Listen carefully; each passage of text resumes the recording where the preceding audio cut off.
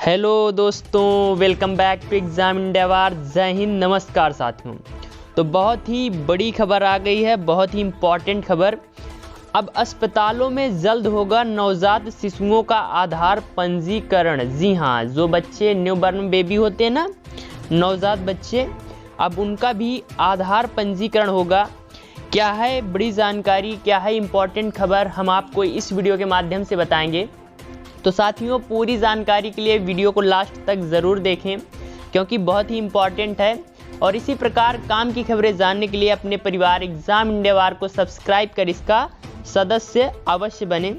तो साथियों, क्या है बड़ी जानकारी, क्या है इम्पॉर्टेंट सूचना, आपको बताते हैं कि भारतीय विशिष्ट पहचान प्राधिकरण जल्द ही अस्पतालों में नवजात शिशुओं के लिए आधार पंजीकरण मुहैया कराने में जुटा है। यानी आपको सीधा आपके हॉस्पिटल से ही उनका आधार कार्ड बनाने का प्रोसेस स्टार्ट हो जाएगा। प्राधिकरण के मुख्य कार्यकारी अधिकारी यानी CEO सौरभ गर्ग ने कहा कि नवजात शिशुओं को आधार नंबर देने के लिए UIDAI जन्म पंजीयन के साथ गठबंधन करने का प्रयास कर रही है। वहीं पर साथियों, आपको बता दें कि हमारे भारत देश में 99.7% यानी 99.7% वयस्क आबादी, यानी जो वयस्क हैं, जो 18 से ऊपर के हैं, उनका आधार में पंजीकृत है। हमने 131 करोड़ आबादी का पंजीकरण कर लिया है। यानी भारत की करीब 131 करोड़ आबादी का आधार से पंजीकरण है। और अब हमारा प्रयास नवजात शिशुओं का पंजीकरण करने का है। ये किसने कहा है? ये साथियों सौरभ गर्ग ने कहा है। हर साल 2 से 2.5 करोड़ बच्चे जन्म लेते हैं। यानी हमारे भारत देश में हर वर्ष, प्रत्येक वर्ष 2 से 2.5 करोड़ बच्चों का जन्म होता है और उन्हीं आधार पर पंजीकृत करने की प्रक्रिया है। वहीं पर साथियों, आपको बता दें कि 120 करोड़ बैंक खाते आधार से लिंक हैं।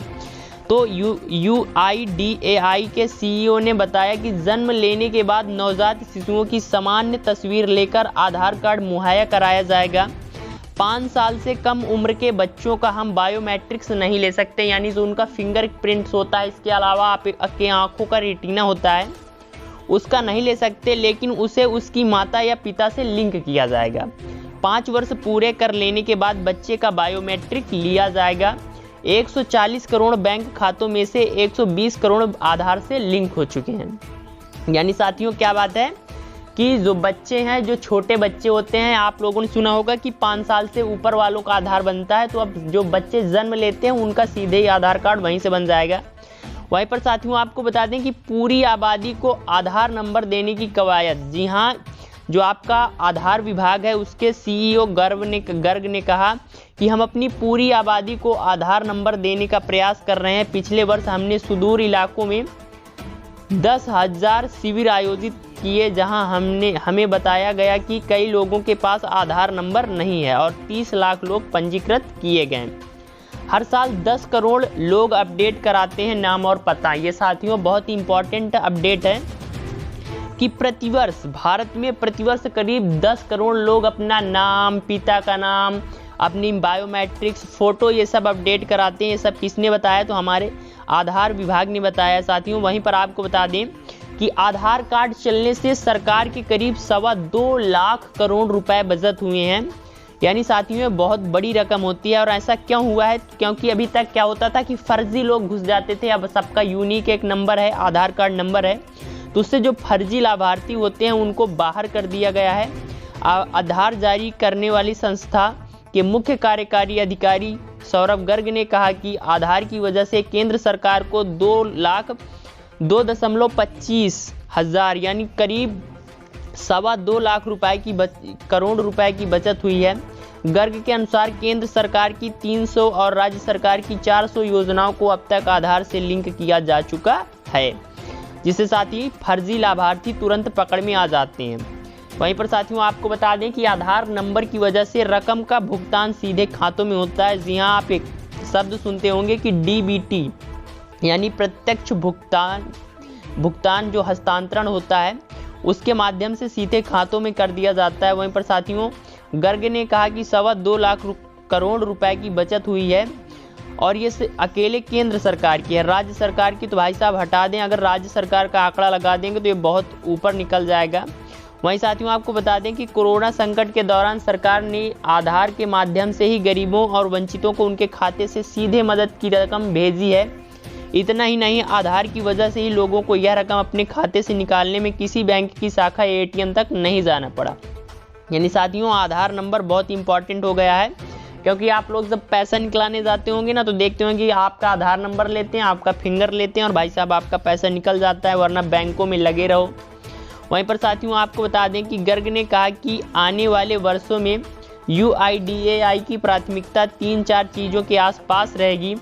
इनमें पहला यह है कि लोगों को अधिक से अधिक सेवाएं और सुविधाएं मिले।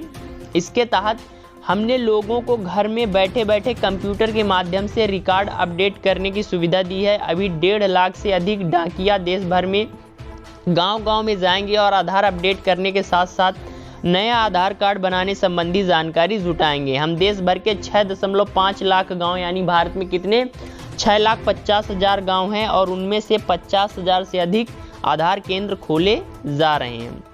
तो साथियों वहीं पर आपको बता दें कि आपके जो बैंक अकाउंट है वो मेन फोकस है आपके बैंक अकाउंट को आधार से लिंक करना।